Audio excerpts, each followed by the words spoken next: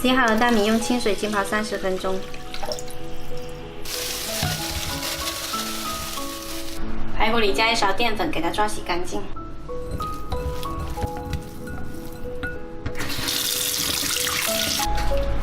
洗成这样子就可以啦，然后把水分给它挤干。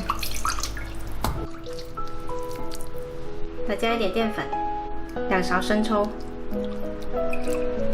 一点点食用油。 搅拌均匀，然后腌制20分钟。我们再来切一点配菜，蒜给它切成片，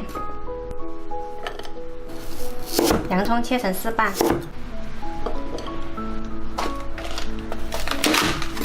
包菜给它切成大块。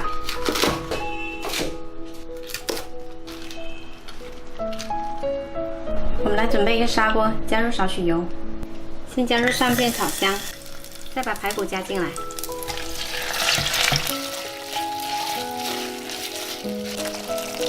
排骨炒香了，就把包菜、玉米粒、洋葱加进来，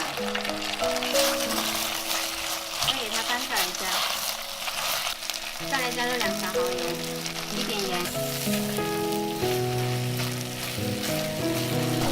接着可以把米加进来，一起再翻炒一下。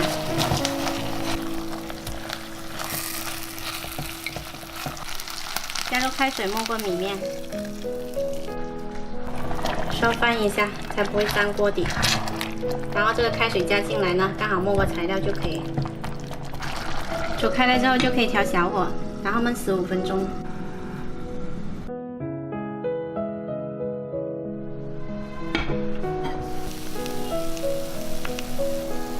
焖好后再来加入1把香葱，翻拌一下，然后再焖2分钟。 这样的做法呢，会稍稍有一点点小粘锅，但是特别香。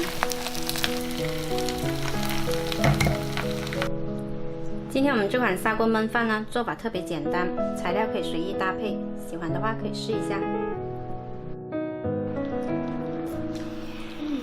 好不好吃啊？好吃。香葱要吃，吃了葱才会聪明。嗯。